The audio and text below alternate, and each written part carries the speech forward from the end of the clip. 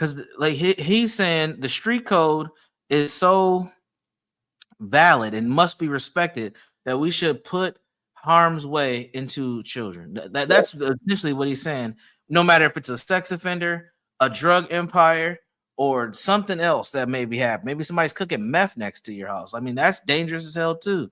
So he don't care. He's like, the street code is more important. Like, any thoughts on that? No snitching. That's what he's saying. No snitching. Yeah.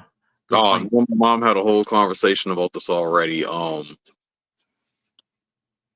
And I saw it, but apparently she had heard it. So in the second I sent her that picture, she had hit me up.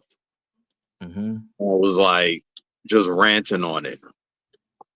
And it's wild because this is what Melissa Ford was kind of warning us about. Mm. But what did she say? I skipped that part of the video. No, it was just in general, her conversations, not in this video, but her conversations overall being on the podcast. Mm-hmm. Kind of just alluded to how kids aren't protected and how it's dismissive. And they flat back on her.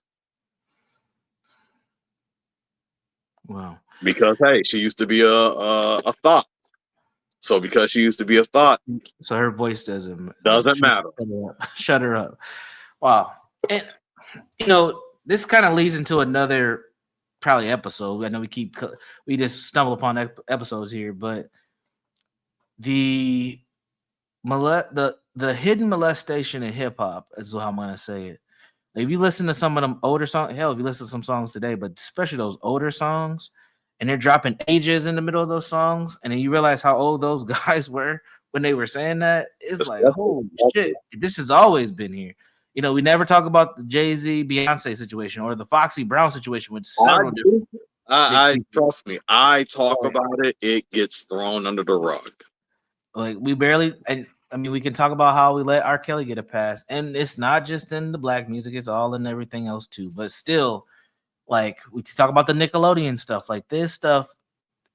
Even when it does get big and there is a huge scope on it, it seems like not a lot really happens. Right? I want to bring those points. Honestly, I still have conversations actually about the Nickelodeon stuff with other people. It makes people uncomfortable, you know, the dark side of Disney and the stuff that was happening there. I was just telling somebody, my sister, you know, I used to watch the stuff she used to watch. And she used to watch Zoe 101 with Jamie Lynn Spears, Britney Spears' sister. Okay. I found out this girl was pregnant and she was like 15. Oh, and wow. You can't watch the show no more. Now, luckily, the show got canceled also. But I was like, you can't watch the show because I can't have this girl being somewhat of an influence on my sister. And I know it might sound kind of critical, but I was paying attention to what was happening in the news. Mm-hmm. But then but there's stuff you don't hear. So when you hear about Drake and Josh, I don't know if you ever saw that show. No. But have you heard of it? No. Good.